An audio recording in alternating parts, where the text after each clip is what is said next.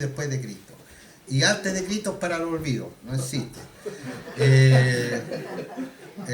Me convertí al Señor, empecé a ir a una iglesia, la iglesia se dividió y Luis estaba haciendo estudios bíblicos en su casa, comienzo de Calvary Chapel movimiento, y realmente tengo mi historia en todo esto, y yo aprendí la visión de Calvary de Luis Espinosa, ¿sabes? Y eso lo he dicho siempre, y creo además, no, mejor no voy a decir cosas políticamente incorrectas, pero aprendí la visión de Calvary Chapel con un deseo de servir a Dios, con un deseo de estar abierto a la obra del Espíritu Santo, con un entendimiento de lo que es la iglesia. La iglesia es el cuerpo de Cristo, no está dividida. Todas estas denominaciones, movimientos y todo eso es una historia humana, un cuento humano. Los que somos parte, los que hemos nacido de nuevo, creemos en la doctrina del Señor, somos parte de la iglesia. Y todos somos ojos, pies, manos. No hay estructuras que estén por sobre la realidad de lo que es el cuerpo de Cristo real. Porque estamos en tiempos tan difíciles de acuerdo a lo que dice la Escritura. Y bueno, un poco de historia, bien breve. Partimos a Iquique. Recuerdo la última conversación que tuvimos fue con Sergio Tello, antes de partir, porque teníamos muy buena amistad. Y cuento corto, en Iquique hay una iglesia, que es una iglesia bien bonita, con oficina, con dependencias, con todo, y otra iglesia más que una más pequeña que funciona como esto, dependiendo de Dios y del Espíritu Santo, dependiendo de Dios y del Espíritu Santo. Hay que tener claro las cosas, depender de Dios y del Espíritu Santo. Honramos a Cristo, servimos a Cristo. No servimos al hombre, nadie sirve al pastor, eso es una cosa equívoca, servimos a Cristo. Cristo es el centro, Amén. Él es el centro. El origen de historia, legado, todo es Cristo. Todos los que estamos acá somos salvos por gracia. Amén. Y vamos a ser salvos por gracia hasta el final, porque no somos dignos, nunca lo vamos a hacer. Ni aunque pasen 1.000.000 de años vamos a ser dignos, nunca. Porque todos sabemos quiénes somos. Somos pecadores restaurados por Cristo y en camino de seguir restaurándonos. Así que realmente les digo algo, casi, yo no soy un tipo emocional, pero casi lloro ahí, porque me vino tanta historia y tantas batallas con Luis y Mónica.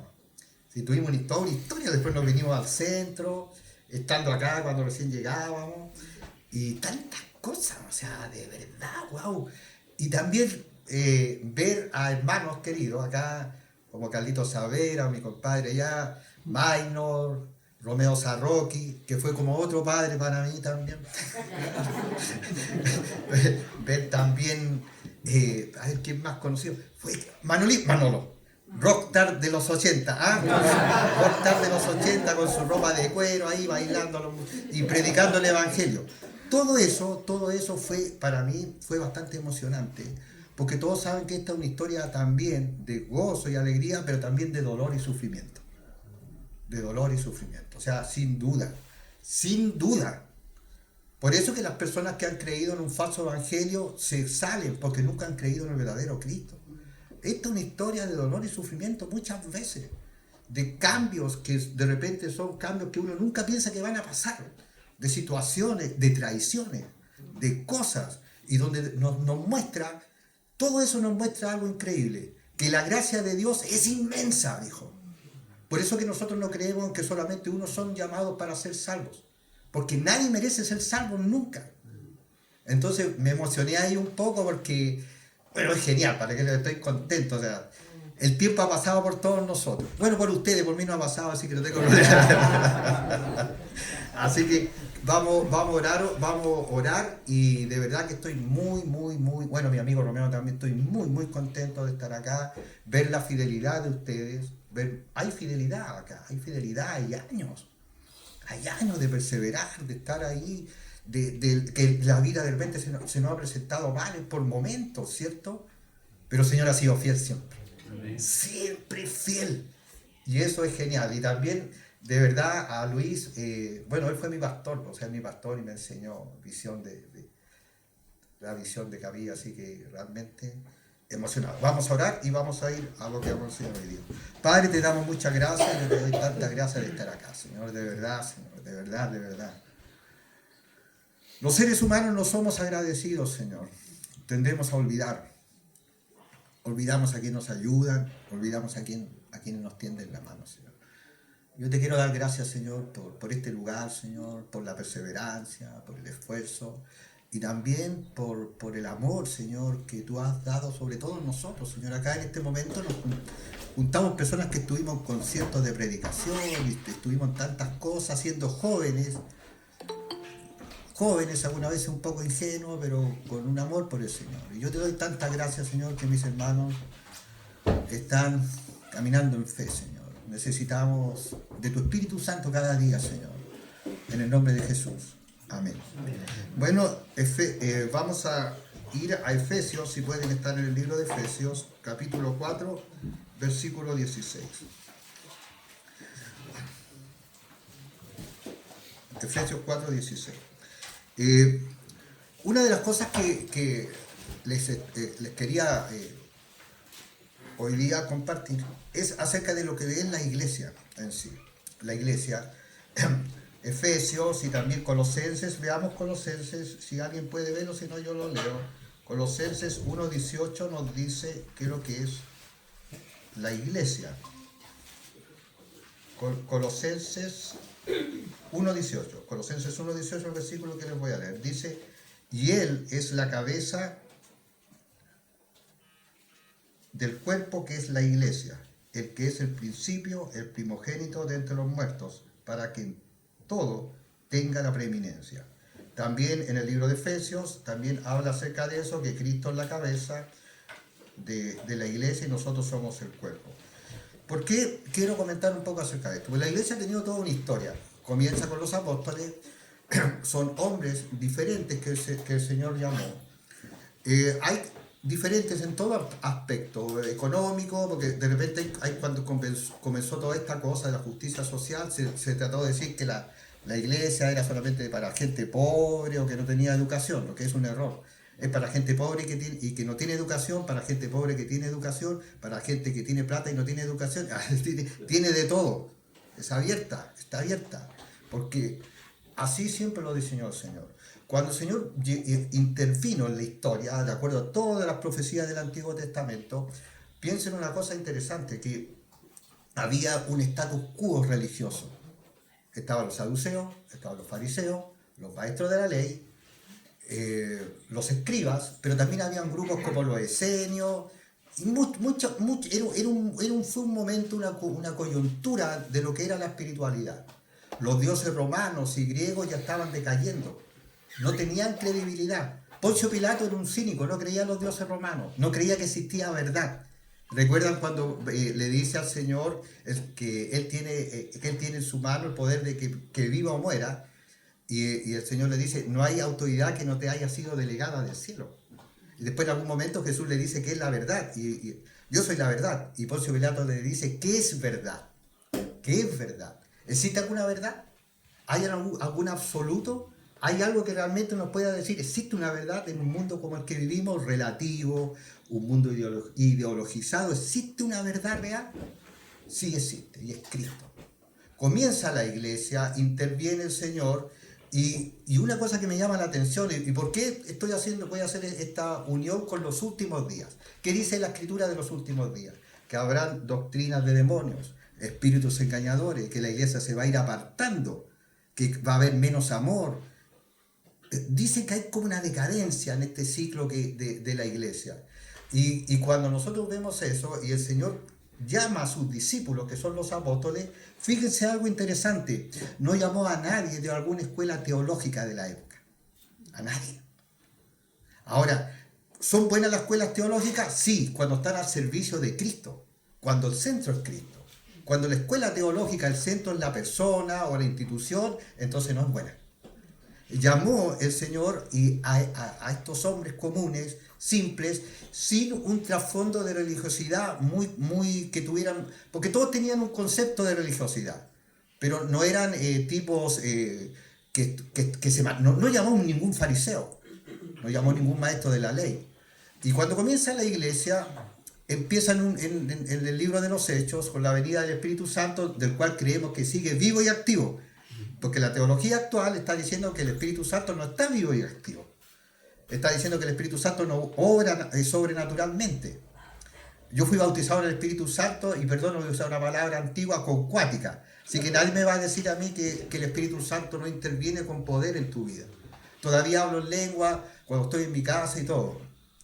Entonces, cuando comenzó esta historia, la iglesia se empieza a desarrollar, hay una explosión espiritual totalmente renovadora en medio de una espiritualidad que ya estaba en decadencia en el mundo romano, en el mundo griego.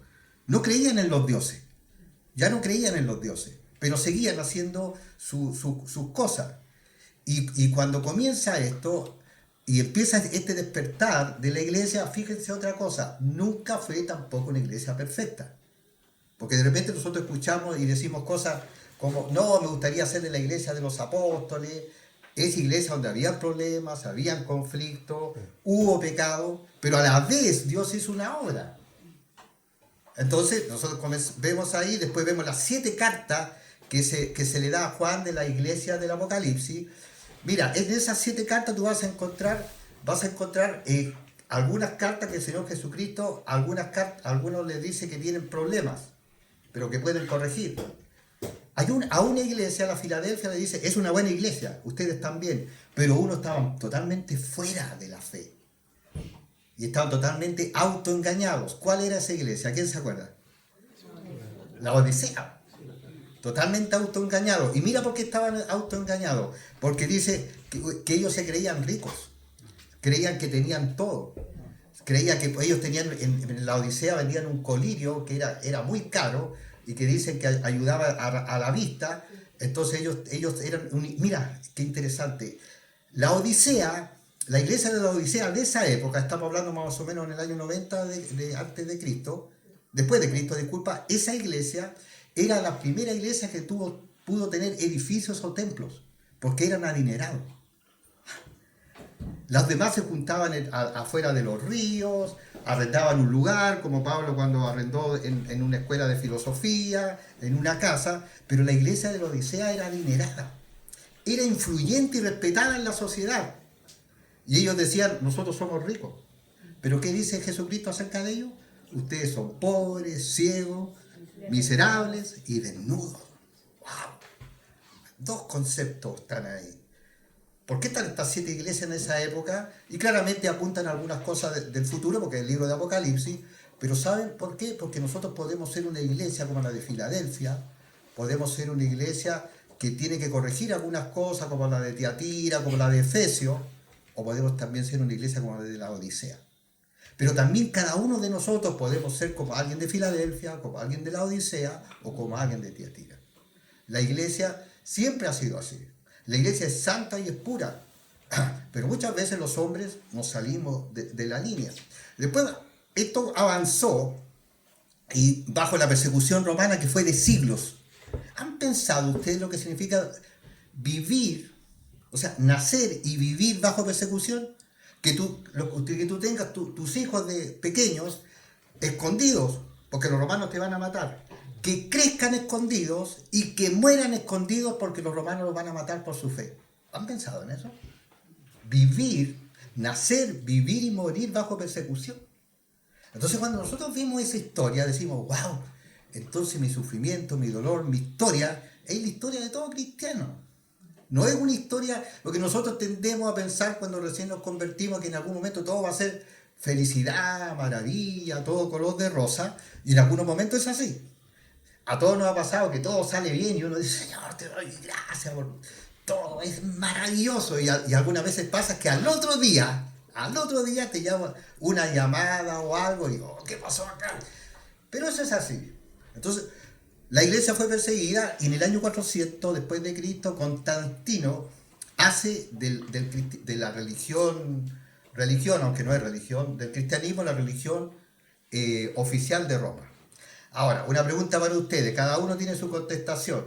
¿Constantino se convirtió realmente a Cristo? ¿Qué piensan algunos? No sé, posiblemente sí, posiblemente no. Pero él claramente hizo que la religión católica tuviera el concepto de tener la religión, mira lo que te digo, la religión del mundo. Esta es la religión. Pero también estamos nosotros en la religión de Cristo, pero también en la religión de Roma, y en la religión del Estado, y en la religión del imperio. Mira, toma eso con el nuevo orden que viene. Una religión, una religión ecuménica, un Estado y también una economía. Entonces, nosotros vemos que la historia de la iglesia siempre ha sido bajo fuego. Todos los movimientos que han nacido y que han nacido del Espíritu Santo, todos los movimientos nacieron cuando se tuvo que romper el status quo de la religiosidad. Todos. Te puedo decir, metodista pentecostal, alianza cristiana, todos. Todo cuando esta tendencia que hay dentro del ser humano, de que cuando se hace cristiano, que es fiel muchas veces cuando está difícil, pero cuando ya las cosas empiezan a ser mejor, simplemente se contamina. Recuerden, fueron años perseguidos y muertos, y morían por la fe. Y Constantino, cuando empezó a crear obispos, cardenales y grupos de poder, se vendieron al poder y se contaminó la iglesia. Entonces, mira las perspectivas. Señor, por favor, que estamos sufriendo, estamos muriendo, queremos salir de esto. Salen de eso y después se contamina el cristianismo, porque el poder, lo que no pudo el sufrimiento, lo puso el poder, la prominencia, el deseo de ser reconocido. Entonces, todos los movimientos son contraculturales al momento del status quo de la religión. Y les voy a decir otra cosa, y siempre viene el golpe del status quo religioso. Sacar, cercenar, prohibir, esconder. Siempre ha sido así. Siempre ha sido así. Después viene la reforma supuestamente. ¿Hubieron cristianos durante estos siglos de catolicismo? Hubieron cristianos. Vivían tranquilos, no estaban en las cortes, no eran obispos ni cardenales, pero habían cristianos. La reforma no estaba muerto el cristianismo cuando vino la reforma. Vino la reforma, ya, también contracultural, ¿cierto? Contracultural al status quo. Pero la reforma tampoco fue tan buena, que traían algunas cosas del mundo platónico, del mundo greco-romano. De hecho, Agustín, o San Agustín le dicen algunos. Yo no le digo San Agustín porque si no tendría que decirle, no sé, tú me tenías que decir a mi santo, San Jorge, porque Agustín no, pero ahí le escribieron San Agustín.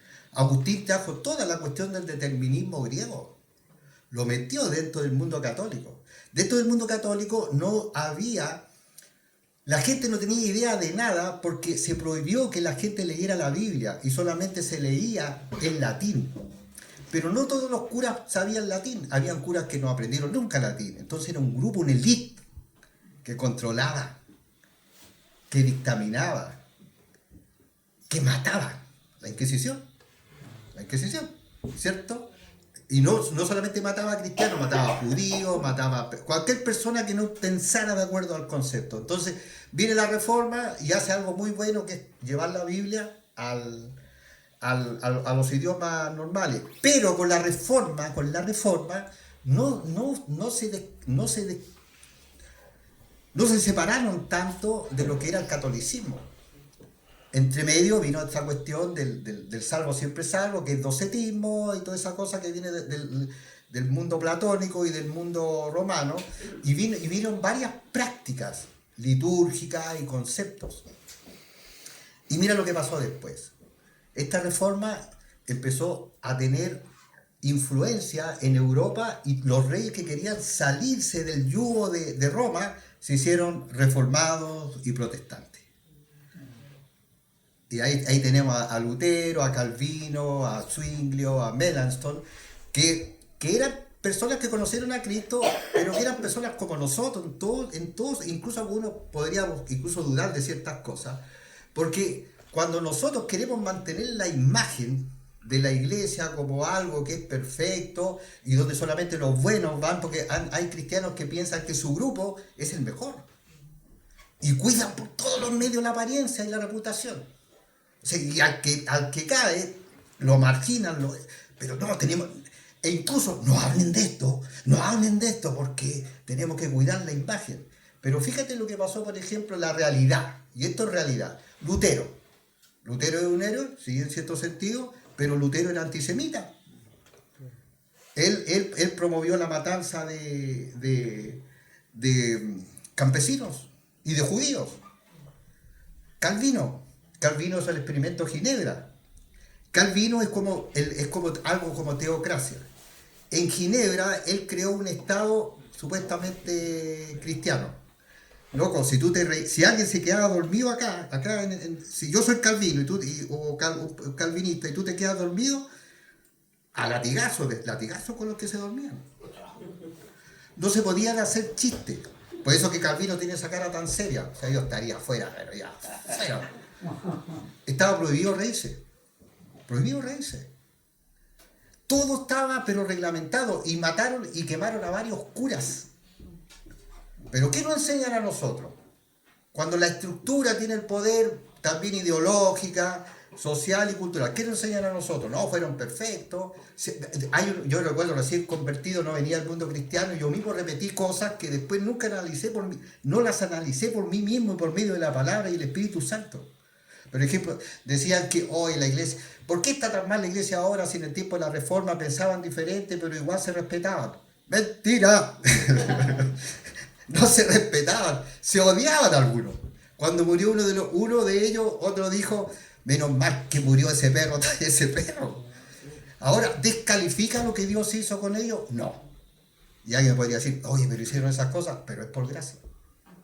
Es por gracia. Ahora, en el cielo, ¿quién recibe la recompensa? Eso lo sabe Dios, pues.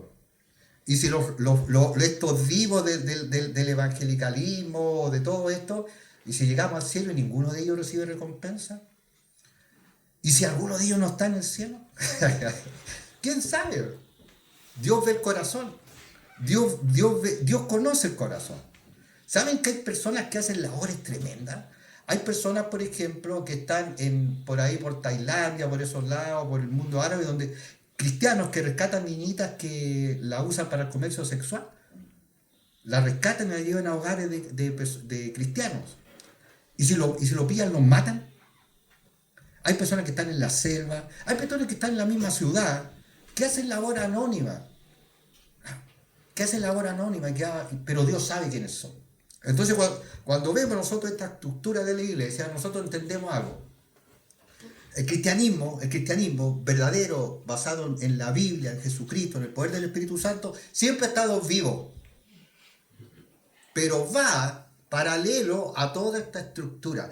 Que mira, no quiere decir que una iglesia que tenga dinero, tenga buenas instalaciones, necesariamente sea una iglesia que se apartó de Cristo. No quiere decir eso. Pero lo que nosotros vemos, lamentablemente, es que todo movimiento, toda iglesia que Dios usa, en algún momento, cuando se es humilde no hay problema. Cuando llega el dinero, el poder y la fama, hay problema. Hay problema. Entonces, cuando estamos mirando ahora cómo estamos hoy en día el cristianismo en nuestra realidad no es buena. No es buena. Estaba escuchando el otro día, leyendo un libro de un pastor, no me acuerdo, no, pero un pastor con integridad. Y él decía, lo más probable, porque ahora alguien me decía, pero ¿quién eres tú para decir eso? Es que no lo digo yo, lo dice la Escritura, primera de Timoteo, lo dice Pedro, lo dice el Señor Jesucristo. O sea, yo no estoy diciendo eso, lo que la Biblia dice. Se amontonarán, ¿cierto? Se amontonarán y escucharán doctrinas de demonios. O sea, se amontonarán, está hablando de multitudes. Entonces uno de repente puede decir, porque nosotros también estamos en Santiago, en un lugar pequeño, uno puede decir, bueno, ¿quién soy yo? Señor, mira cómo estamos acá, pero es que nosotros no sabemos cómo Dios ve y lo que Dios ve.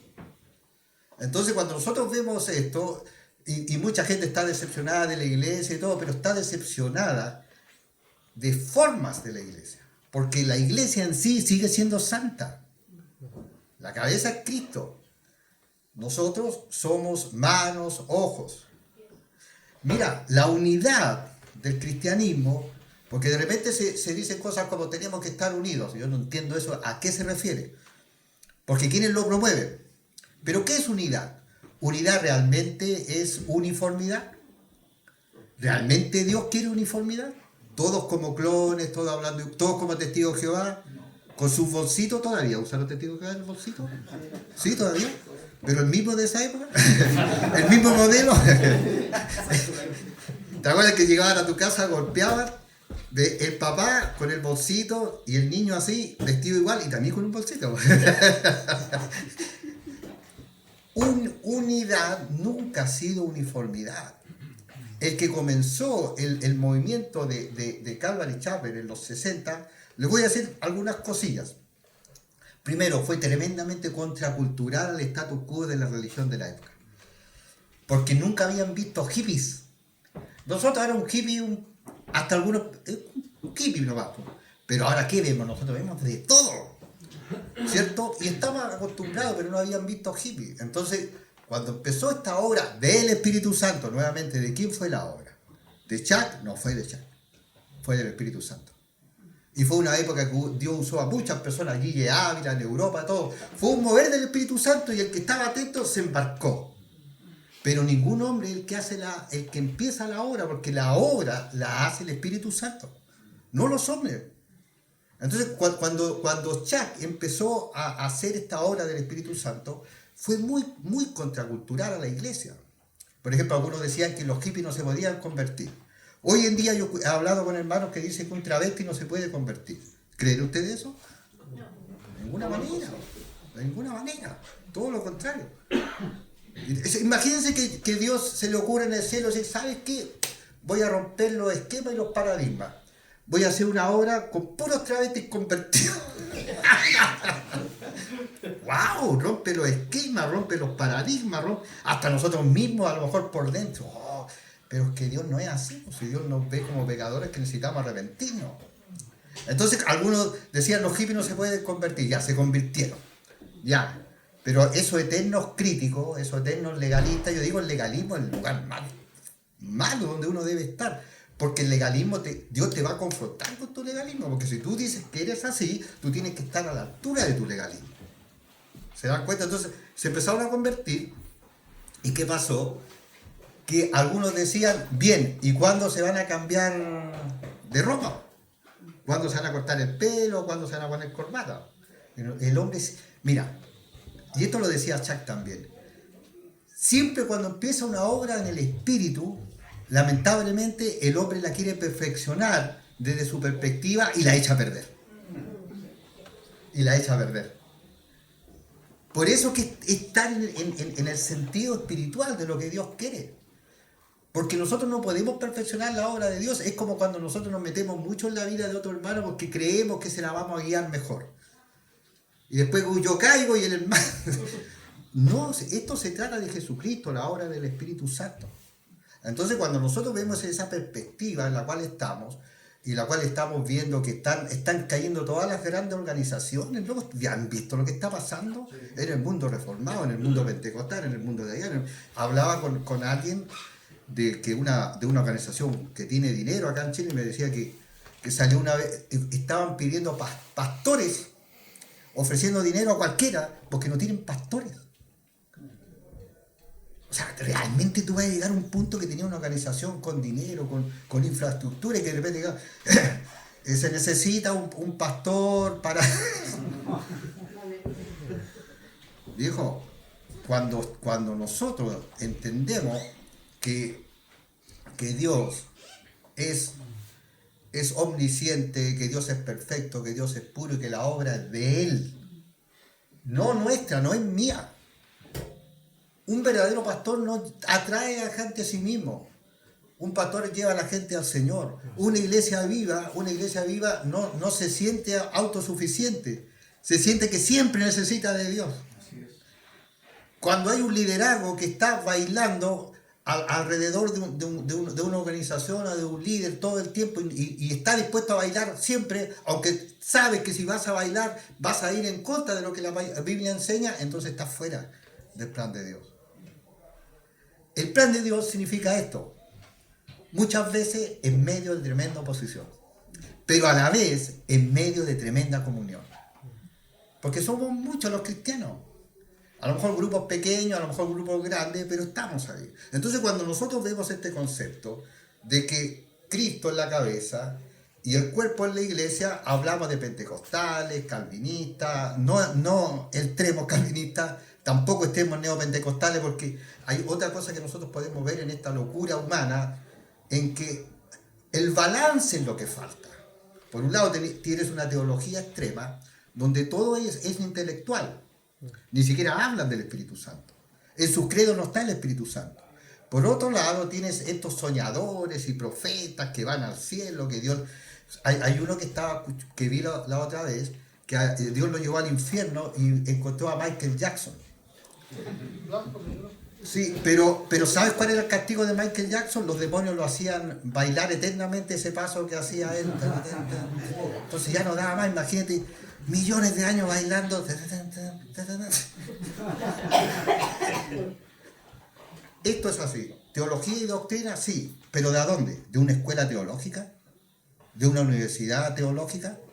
Cuando yo veo personas que dicen, oye, ¿con qué autoridad tú eres pastor? ¿En qué universidad estudiaste? Porque él estudió la de Cambridge, él estudió el Instituto Bíblico de allá. Muchas de esas personas ni siquiera conocen a Cristo. Entonces está el balance. La palabra de Dios y el poder del Espíritu Santo juntos. Y va creando. Entonces somos parte de la iglesia. El concepto de no tener comunión con algunos hermanos, mira, no todos vamos a tener comunión con todos, y eso está bien, no es necesariamente todos vamos a ser grandes amigos, pero pensar que nosotros como cristianos solamente somos los mejores, somos los únicos, y que no podemos tener comunión con, si vas a otra ciudad, no ir a una iglesia pentecostal o lo que sea, eso no es lo que la Biblia enseña. Hay ojos, hay manos, hay pies, hay oídos. Todos no somos llamados al mismo ministerio. Todos no somos llamados al mismo ministerio. Yo cuando llegué a Santiago, se me acercaron algunos de la vieja guardia, los rockeros de los 80. Entonces, oye, Jorge, ¿tú venías acá a trabajar con los rockeros? No, bueno, con los rockeros no, con los metaleros rockeros, yo soy más viejo. No. Después tú venías a trabajar, yo no vengo a trabajar con nadie, yo vengo a enseñar la Biblia y Dios sabrá quién llega. Y una iglesia real no hace acepción de personas. No hay iglesias para rockeros, iglesias para jóvenes. La iglesia debería tener comunión toda la gente. Un rockero con un no rockero, un cuequero con un no cuequero, un no inteligente. Todo. La iglesia verdadera es cuando pueden tener comuniones personas diferentes, con diferentes, incluso diferentes como aficiones, diferentes intereses, pero que en Cristo somos un cuerpo. Nos respetamos, nos ayudamos, tenemos comunión, pero no queremos imponer mi pensamiento. Yo no necesariamente tengo que pensar en todo como Luis, ni él tampoco como yo. Y eso es como el gran concepto que ahora está en juego. La religión institucionalizada, cada vez con menos testimonio, porque realmente, seamos honestos, la iglesia institucional casi no tiene, pero también en la obra de Dios, que está pasando. En Europa está pasando algo muy, muy loco. Nuevamente están habiendo cristianos europeos que por años no existieron, pero ¿saben cómo son? Son jóvenes. Y la iglesia es en las calles. Ni siquiera usan esta cosa del worship que estuvo de moda, que ahora también está cayéndose a pedazos. Todas estas instituciones de grandes conciertos, que era muy loco esa cuestión, porque la canción es bonita y te hablan al corazón, pero de repente te ves, no sé, 10.000 personas adorando, llorando y todo. ¿Y cuántos de esos van a la oración? O sea, hay como un contraste. Claro, si esto queda, si nosotros, esto el diablo siempre nos quiere entretener. Pero acá hay una cosa que es como ahora adorar en forma sencilla con el corazón, y ese es su lugar. Y la palabra de Dios tiene su lugar, que es la más importante. Cuando entendemos el concepto, estamos abiertos a la obra del Espíritu Santo. Estamos abiertos a tener comunión con todos. Estamos abiertos a recibir a todos, por muy chocante que sea. Porque ahora, por ejemplo, hubo la marcha LGBT. Yo realmente creo que eso es horrible. Lo que pasó, ¿se acuerdan en París? ¿Cierto? Sí. Eso es horrible. Pero te quiero decir algo. ¿Vieron ustedes esa imagen donde sale esa mujer enorme? Y todo eso fue horrible. Pero te digo una cosa, Dios todavía quiere que esas personas se arrepientan y se conviertan. El concepto nuestro nos choca, pero Dios no, si Dios nos ve pecadores a todos los pecadores. Entonces, cuando Pablo ya quiere enseñar este concepto a la iglesia, quiere también dejar claro una cosa. Recuerden, los judíos no podían ver a los gentiles. Algunos decían el Antiguo Testamento, solamente el Antiguo Testamento. Otros actualmente dicen solamente el Nuevo Testamento. Algunos hoy en día quieren ser como judíos. ¿Han visto esos cristianos que quieren ser como judíos?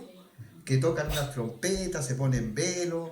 Nosotros estuvimos en un lugar que se vestían enteros y todo es baile y como ceremonia judía tenían como una especie de, como el arca de la alianza. Viejo, oramos por, la Biblia dice que debemos orar por Israel, por la paz de Jerusalén, pero Israel está lejos de Dios. Israel no es un referente para los cristianos, no lo es. El mismo Pablo dijo, no, yo no quiero eso, ya pasó. Pero nosotros tenemos una cantidad de gente queriendo ser judíos, y los judíos, y de repente dice el rabino tanto.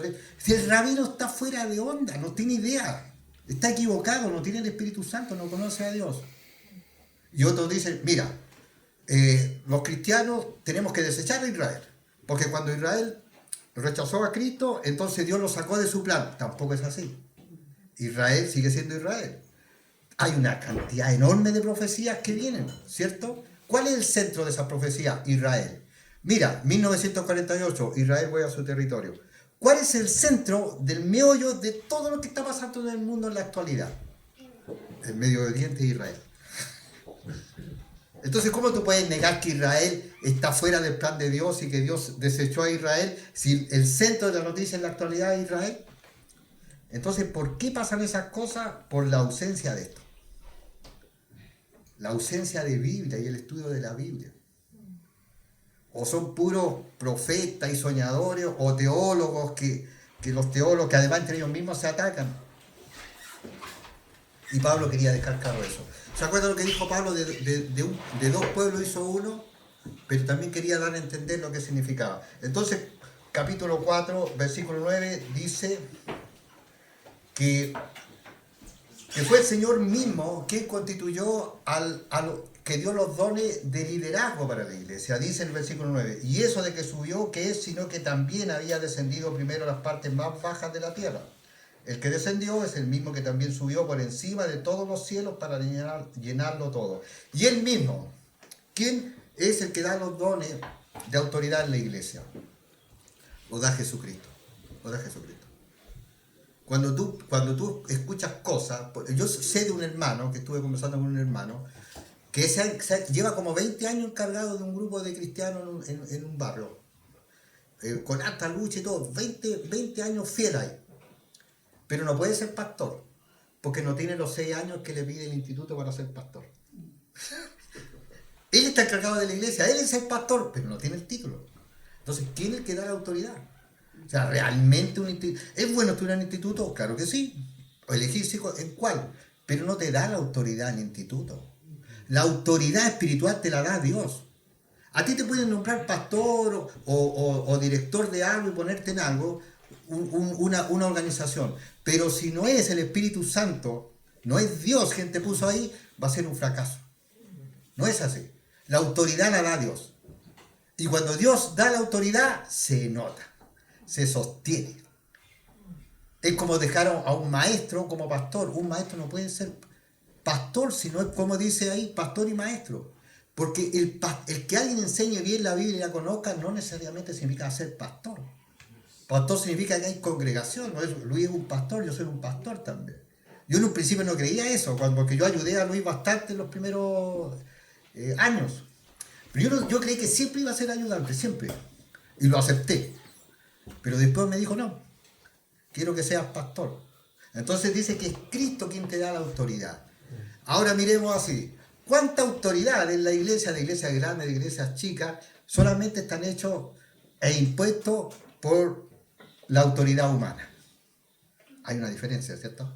La autoridad que viene de Dios con la autoridad que viene del hombre. Y lamentablemente cuando tú escuchas cosas como esta que dicen, yo estaba viendo a uno que decía, ¿pero dónde estudió él? ¿Conoce el griego? Y dan ganas de preguntarle, ¿y tú conoces el griego? Si el griego antiguo, hay muchos charlatanes que dicen que conoce el griego antiguo no se habla ahora. No cualquiera conoce el griego. Entonces ahí dice, y eso de que Y él mismo constituyó a unos apóstoles. ¿Cuántos son? 12, ¿cierto? Después en Hechos dice que echaron suerte para elegir a Matías, el justo, y el otro, ¿cuál era? ¿Te acuerdan? Así eran dos. Eran dos. Se nota que ha pasado el tiempo, porque antes lo habríamos hecho así. Pero todos sabemos, ¿cierto? Cayó sobre Matías. Cayó sobre Matías. Echaron suerte, algunos dicen que usaron el Urim y Tumim. Ahora, bueno, ¿eso vino de Dios o vino del hombre? No sabemos. Pero lo que yo sé es que Matías el justo y el otro no aparecieron nunca más. Pero por otro lado tenemos a Pablo que dice que yo apóstol, como un abortivo. Entonces pareciera, porque tampoco lo podemos asegurar, que el 12º apóstol es Pablo. ¿Se dan cuenta? Bien intencionados los apóstoles, tiraron suerte, hoy elijamos a uno, Señor, te pedimos por esto, ahora la moneda va para arriba, tú sabes. Puede que sí, puede que no, no sé. Pero hay una autoridad que cuando viene de Dios va a ser notoria, la autoridad que tenía Pablo. Y no era una autoridad coercitiva, impuesta, manipuladora. Vean en Primera de Pedro que dice, ¿cómo debe ser un verdadero pastor? Dice, no como teniendo señorío sobre la congregación y además dice, entre la grey. No una cosa jerárquica donde el pastor se rodea de algunos líderes, entre comillas, para ejercer presión, manipulación y dominar la vida de las personas. Porque cuando las personas viven bajo esta estructura, nunca van a crecer espiritualmente, porque un crecimiento espiritual, como dice, ¿se acuerdan cuando Pablo dice en Corinto? Lo que dice en Corinto, no les puedo hablarle como a espirituales, sino como a niños. ¿Y por qué yo le estoy hablando a ustedes así? Porque conozco a Luis y sé que pueden entender lo que me dice. Que alguna vez he estado en la iglesia, me he invitado a enseñar y veo que las personas no tienen idea de nada. Y hay que enseñarle como a niños. Y es lo que dice la Escritura. La autoridad viene del Espíritu Santo. Y tenemos que crecer. Y la madurez significa también responsabilidad. ¿Qué es lo que vale todo el mundo en la actualidad? La responsabilidad. El compromiso. Él tiene la culpa. Mi papá me pegó. Mi esposa era así. Mi esposo era acá. Todos tienen la culpa, pero yo no tengo. Un niño siempre se va a excusar. Hay muchos cristianos que prefieren ser como niños, hacer rabieta, enojarse y todo, porque crecer significa una madurez en la cual tú eres confrontado con la palabra de Dios y el Espíritu Santo. Y no todos están dispuestos, ¿cierto? No todos están dispuestos. Algunos llegan a la iglesia, buena onda, sí, los locos son tela, no sé si será esa palabra, pero cuando empieza la palabra, no, hasta acá no. Entonces, él constituyó a unos apóstoles, 12, no los autodenominados apóstoles.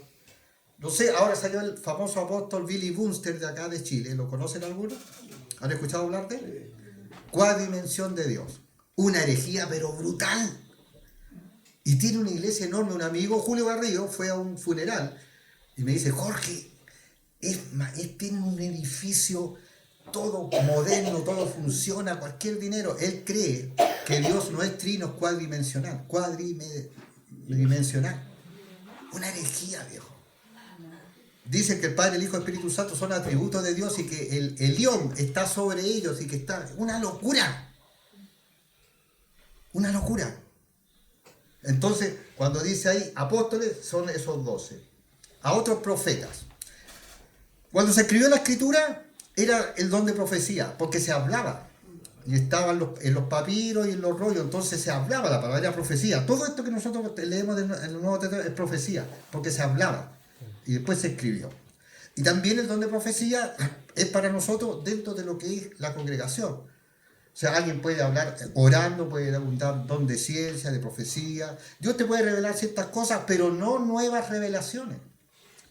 Ya llevamos 2 años con estos profetas que dicen, el rapto viene en lo que yo no entiendo, pero a la vez entiendo, que de repente salga alguien que dijo que fue al cielo, que después fue al infierno y estaba Michael Jackson bailando Thriller por la eternidad, y que después vuelva y diga, y Dios me reveló, porque el año pasado, no me acuerdo, que el 18, no sé por qué el 18 de septiembre, el 18 de septiembre viene el rapto de la iglesia. Claro, la fiesta patria, claro. Los chilenos... Podría ser un día después, pero bueno.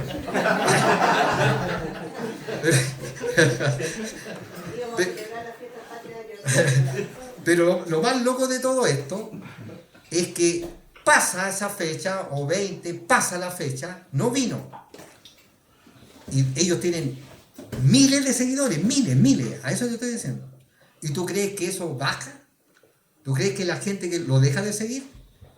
No lo dejan de seguir. No lo dejan, lo siguen igual. ¿Qué es lo que es eso? ¿Se dan cuenta el corazón de las personas que no tienen realmente a Cristo? Prefieren la mentira, prefieren el engaño. De hecho, también en junio venía el Señor y no vino. Y son miles los que lo siguen. Y yo te puedo asegurar que si voy a ver ahí, lo siguen igual. ¿Y por qué entonces no siguen la palabra y no siguen lo que la Escritura enseña? Porque el Espíritu Santo te redarguye de la verdad. Y queramos o no queramos, tenemos que estar siempre corrigiendo nuestras vidas. Siempre. Siempre. Por eso es que nosotros no estamos llamados a juzgar ni a andar viendo la paja en el ojo ajeno, porque todos tenemos vigas. El Espíritu Santo es quien nos lleva al Señor.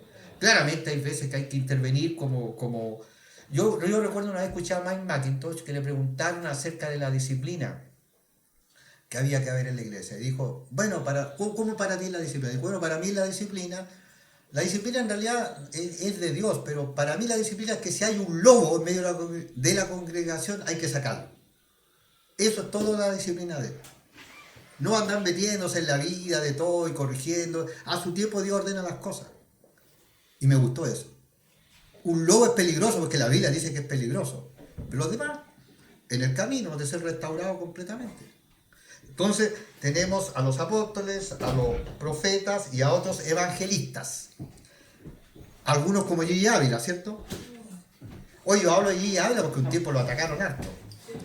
No es que yo fuera un seguidor de Gigi Ávila, pero mucha gente se convirtió. Ahora está a punto de morirse Jimmy Swaggart. Hay otros que eran geniales. Para mí, por ejemplo, un héroe, Billy Graham. Un héroe, integridad eterna, correcto. Nunca fue un tipo ostentoso, nunca tuvo mansiones como tienen ahora tantos. Mira, ahora se descubrió que tanto los de la prosperidad como los famosos sana doctrina, que eran los íntegros, son ultramillonarios. Tienen patrimonios de 130 millones de dólares. Pero, ¿cuál es lo que ahí está diciendo? Evangelistas, pero también, ¿sabes quiénes son evangelistas? Los que hablan con gente y la gente llega a la iglesia. Esos evangelistas sin título, pero que Dios le dio la autoridad. En Iquique, cuando la iglesia empezó a crecer, porque nos demoramos 10 años, nunca había más de 20 personas. Hasta el Manolo una vez apareció en un lugar que estaba, un lugar súper oscuro. ¿Te acuerdas? Una vez tú fuiste para allá. Habíamos como 12 personas. Nos demoramos 10 años, pero después empezó a llegar gente, y llegó mucha gente. Y empezó a crecer, y algunos se fueron después a otra iglesia, no importa. Pero yo recuerdo que llegaba gente y yo les preguntaba, oye, ¿cómo supiste de nosotros? Y me decían, tal hermano me invitó, tal hermano. Y después dije, estos tienen voz de evangelista. Estos tienen don de evangelista. Porque ellos hablan con las personas y el Espíritu Santo obra. Evangelistas. ¿Cuántos evangelistas hay sin título y sin reconocimiento? Mejor. Porque el reconocimiento mejor es el que vamos a tener en el cielo. En el tribunal de Cristo. Es mejor así. No busquemos tanto el reconocimiento humano. Y cuando lo busquemos, arrepintámonos. Si pues hay que arrepentirse. A otros pastores y maestros, y ahí está lo que decía, pastor y maestro. El pastor debe ser maestro, y esto me lo enseñó Luis, me acuerdo que me lo enseñaste así, pero clarito. El pastor debe ser maestro. El pastor puede ser incluso maestro y evangelista, pero si es maestro y evangelista y no es pastor, nunca debería ser pastor. El pastor debe ser maestro. Debe enseñarlo. ¿A fin de qué? De perfeccionar a los santos para la obra del ministerio, para la edificación del cuerpo de Cristo. Yo he visto en esta historia que muchas veces cuando se toma ese texto se trata de que solamente para la iglesia local, no, para la obra de Cristo, lo que Dios quiere hacer. Si Dios quiere empezar otro ministerio, quiere enviar a otro lado, vamos. No es para nosotros todo, no es para construir un reino personal, no es para construir una mega iglesia, para mostrarle los equipos y jactarnos no es para eso, es para la obra de Dios. A fin de perfeccionar. ¿Qué significa perfeccionar? Madurar a los santos. ¿Quiénes son los santos? Todos los que somos cristianos. Para la obra del ministerio, para la edificación del cuerpo de Cristo. Dice solamente la edificación de algo central, del cuerpo de Cristo. Si la iglesia entendiera que todos somos parte del cuerpo de Cristo, hoy podríamos salir una cantidad de gente a la calle de repente, o bautizar en una playa, multitud, cada uno con lo suyo, ¿cierto? Porque entendemos que es el cuerpo de Cristo. Sin esa cosa, no somos nosotros nomás, somos los mejores. No, acá nosotros somos esto, nosotros somos esto. No nos confundáis con los de ellos, nosotros. Olvídate. Tendríamos testimonio. Uno de mis sueños es que alguna vez pudiéramos hacer bautismo de alta iglesia en una playa. Porque nosotros cuando hacíamos bautismo en Iquique, la gente que estaba alrededor iba y hablaba con nosotros. Hablaba y algunos llegaron a la iglesia. Porque ve unidad. Y eso cuando te dicen tú, hola hermano, y que te dicen al tiro de qué iglesia son, y bueno, ¿cuál es la idea de eso, viejo? O sea, no, yo soy de este movimiento, yo soy de acá, yo soy del movimiento. Dios está muy preocupado de eso, ¿cierto? Hasta que todos lleguemos a la unidad de la fe y del conocimiento del Hijo de Dios, a un varón perfecto, nuevamente maduro, a la medida de la estatura de la plenitud de Cristo, un crecimiento. Vamos creciendo y desarrollándonos. Para que ya no seamos niños fluctuantes, que ahora hay una moda de una doctrina, después otra moda. No somos niños fluctuantes, estamos firmes en la palabra. Y si el mundo se derrumba tu familia, se derrumba tu congregación, se derrumba todo a tu alrededor, si tú estás en Cristo vas a permanecer en Cristo, porque se trata de Cristo. Mira, te voy a decir algo, no se trata de la familia, no se trata del matrimonio, es importante, claramente es así, pero se trata de Cristo. No sé si me entienden la idea. Se trata de Cristo. Cuando la gente dice, no, vengo a la iglesia porque tengo problemas con mi esposa, y bueno, ¿y qué cosa la vamos a corregir a la esposa? Tengo problemas con mi hijo, vengo a la iglesia. No, tienes que ir por ti mismo, por tu pecado. No porque Dios te va a solucionar la cosa con tu hijo, no, tú tienes que venir porque tú necesitas de Cristo. Por ahí parte. Busca el reino de Dios y su justicia y todo será añadido. Parte por ahí. Parte porque tú estés en Cristo, y aunque la historia que tú veas alrededor es terrible, pero si tú estás en Cristo, mira lo que te digo, a su tiempo el Señor va a actuar. Pero si tú piensas que hay que hay que hacerlo eso para que Dios con mucha ataque, Señor, vine hoy día porque yo quiero que tú... No es así, no es así. Nosotros no ponemos las condiciones, nosotros no las ponemos. ¿Han visto esas personas? Hoy si fuera en la tarde, hoy si fuera en la mañana, hoy si fuera... No ponemos las condiciones. A esa hora nos juntamos, si usted quiere conocer al Señor y tener una relación, llega ya. Exacto. Hasta que todos lleguemos a la unidad de la fe y del conocimiento del Hijo de Dios, a un varón perfecto a medida de la estatura de la plenitud de Cristo, para que ya no seamos niños fluctuantes, llevados por doquiera de todo viento de doctrina. Lo dice la Escritura.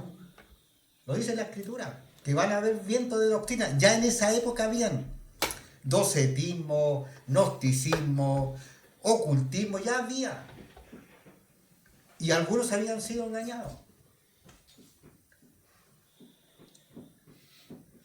Para no seguir todo viento de doctrina por estratagema de hombres que para engañar emplean con astucia las artimañas del error, sino que siguiendo la verdad en amor. El amor de Dios, viejo, eso es lo principal. Eso es lo principal. O sea, si no hay amor de Dios, si tú vas a una iglesia donde nadie te saluda, te sientas, sales, nadie supo que llegaste ni que exististe. Bueno, allá llegó una señora que estuvo en varias... Una señora que creía que estaba en Cristo y hace como un mes se convirtió. Y me dijo que estuvo en una iglesia, entré, me senté, nadie me saludó cuando entré, nadie me habló cuando terminó y salí. ¿Qué onda? Hay gente que está tan sola que necesita por último, ¿cómo está usted? Pero si se supone que es eso. Si al final es eso, primeramente. Sino que siguiendo la verdad en amor, crezcamos en todo aquel que es la cabeza de esto es Cristo. Crecemos como congregación como la que tenemos ahora, local, pero también crecemos como cuerpo de Cristo. Como cuerpo de Cristo nos amamos y nos aceptamos con las diferencias. Con las diferencias. Pero yo no impongo lo que yo creo porque yo tengo la única verdad. Y tampoco quiere decir que yo tengo que a lo mejor sujetarme a algo que yo no creo. Pero por eso que también existe esta diversidad de ministerio y de iglesia. Y ninguna va a ser perfecta, ¿cierto? Nos sujetamos. Un cristiano ayuda, mira, un cristiano maduro, ¿qué es lo que hace en una congregación? Tiende a la amistad, tiende a la comunión. Le baja el perfil a las cosas que solamente hay que bajarle el perfil. Ayuda al pastor y lo ora por él y lo apoya. Ahora, si el pastor se manda el terrible condoro, bueno, los líderes oran por él para que sea restaurado. Ahora, el pastor claramente tiene que tener claro que hay ciertas cosas que lo van a dejar fuera del ministerio, pero nunca destruir a las personas, nunca ser leña del árbol caído. Yo en Iquique veía personas que se creían como legalistas y cuando caía alguien, se llenaban la boca como que fueran grandes personas, así como que ellos fueran diferentes, así como, nosotros nunca. Eso no es así. Porque nosotros sabemos que todos somos pecadores. Y algunos legalistas son los peores. Porque hay algo muy claro. ¿Quién conoce tu mente? ¿Quién conoce tu corazón? Claro. ¿De quién todo? Mira, 15 de nuevo. Sino que siguiendo la verdad, la palabra de Dios en Cristo, en amor, fundamento, crezcamos en todo, en aquel que la cabeza, esto es Cristo, de quien todo el cuerpo, bien concertado y unido entre sí por todas las coyunturas que se ayudan mutuamente. O sea, como congregación local, bien concertados, se ayudan entre sí mutuamente. Pero como congregación local somos parte de la congregación universal. ¿Cachai el concepto? Es diferente. Somos parte de una iglesia. La cabeza es Cristo. Pensar que la mano dice no necesito al ojo, o que la oreja diga yo la llevo. Eso no es madurez, ¿cierto? Y se ayudan mutuamente según la actividad propia de cada miembro. Cada uno Dios nos dio dones. Mira, yo siempre hago encuentros, también lo hacía en Iquique, y en Iquique invitaba gente algunos de Calvary Chapel, de Perú, pero diferente, variado. Y yo me daba cuenta de algo, y ojalá que en algún momento también podamos tener comunión así de esa manera, que Dios incluso a cada pastor le da algo. Por ejemplo, yo sé lo que Dios le dio a Luis, y es genial. Yo no tengo eso.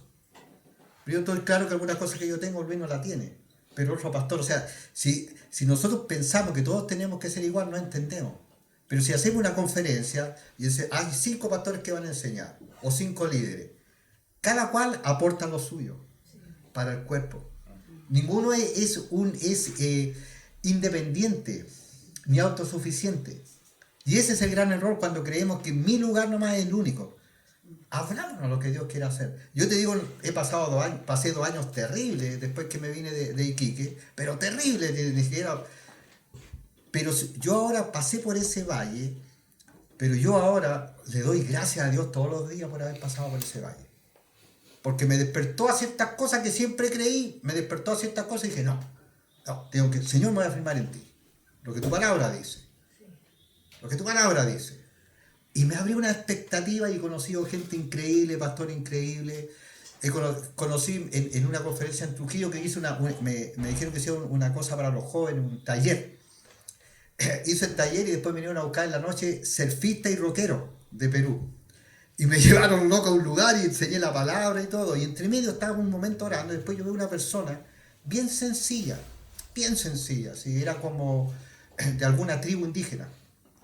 Bien sencillo, estaba ahí, yo le dije, y íbamos a orar todos por los que estaban al lado, y me di cuenta que pocos se acercaban a él. Y de repente yo lo vi, me acerqué y lo abracé, y él me dijo, ¿sabe qué? Yo lo estaba mirando a usted, y estaba viendo qué iba a hacer usted. Y me dice, amigos, y después supe que él tiene una iglesia en la selva. Han pensado, pero no es que le pusieron una tremendo casa en la selva. Ellos hacen sus casas, trabajan, ellos son personas así. Y me dice amigo, le digo, wow, Señor, esta es la hora de Dios. Esta es la hora de Dios. Y cuando creemos que hay que luchar para estar adelante, que todos nos reconozcan, ahí estamos equivocados. Estamos equivocados. O cuando queremos eso, o cuando nosotros nos relacionamos con la gente de una manera servil, no por el amor solamente de Cristo y la honra que se merece toda persona. Toda persona se merece la honra, estamos equivocados. No estamos en el lugar que el Señor nos puso. Por eso que tenemos que tener claro esto. Y seguir adelante, perseverando, ser fiel y ser fiel. Y si alguien cae, lo ayudamos. Mira, en Santiago, bueno, en Iquique también apareció, no existen los chismes. Porque yo no acepto ningún chisme, nada, absolutamente nada. Si alguien pecó, bueno, Dios yo siempre digo algo así. Si tú sabes de alguien que está haciendo algo malo, tú solo habla con él o ora. No le cuentes a nadie, ni siquiera a mí. ¿Para qué me va a contar a mí? Yo no necesito saber si se restaura. Ahora, si crea problemas, sí. Pero esa persona Dios lo permite que se restaure. Cuando es que estamos escuchando cosas, no, yo no acepto chisme. No acepto, no dejo que nadie me hable nada de nadie.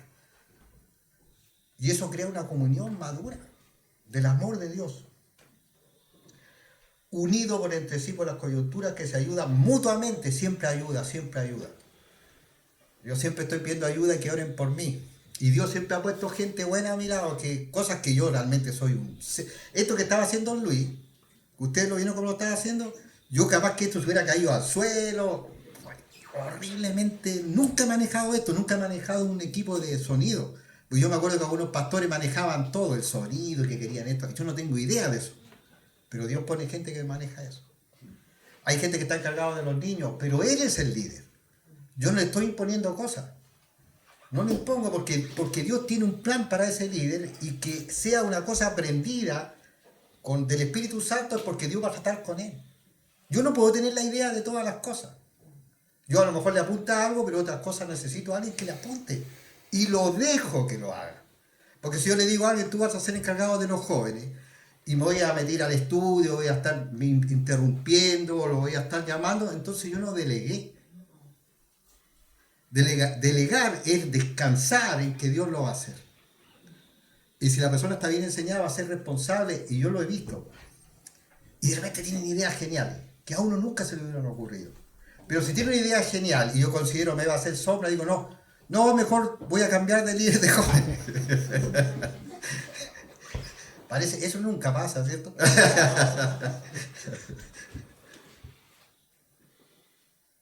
Reciben su crecimiento para ir edificándose en amor. Eso es, mis queridos hermanos en Cristo. Realmente muy agradecido también y ver a mi pastor, quien me guió en el camino de Calvary, y cual en algunos momentos hubieron sus quiebres también. Hay que ser honesto con esto, tuvimos sus quiebres.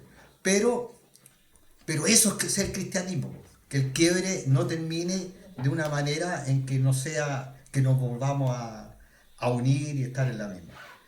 Y sé y creo que Dios está haciendo una obra acá. De verdad, chicos, de verdad. Así que voy a orar y bueno, gloria a Dios. Padre, damos gracias, Señor. Realmente estoy agradecido, Señor, de ver acá a mis hermanos perseverando. Después de tantos años, Señor, cada cual en su batalla, cada cual en su historia. Señor, ninguno de los que estamos acá es el gran personaje, Señor.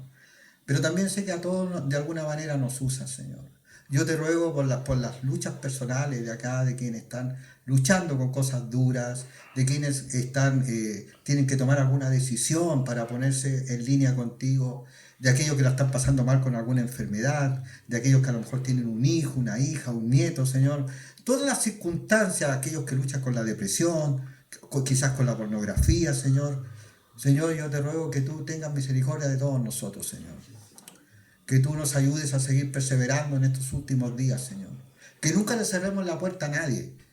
Y aunque a lo mejor no vamos a ser siempre todos amigos, pero que siempre podamos tener ese corazón de que tú viniste al mundo para reconciliar al hombre, Señor, contigo. Y que nosotros debiéramos tener ese respeto, ese amor, los unos por los otros, como creyentes en Cristo. Sin pensar que algún tipo de denominación o movimiento es la última chupada del mate, nada de eso, Señor. Eso es orgullo. Ayúdanos a ser humildes delante de ti, Señor. Gracias, Padre, por esta oportunidad en el nombre de Jesús. Amén.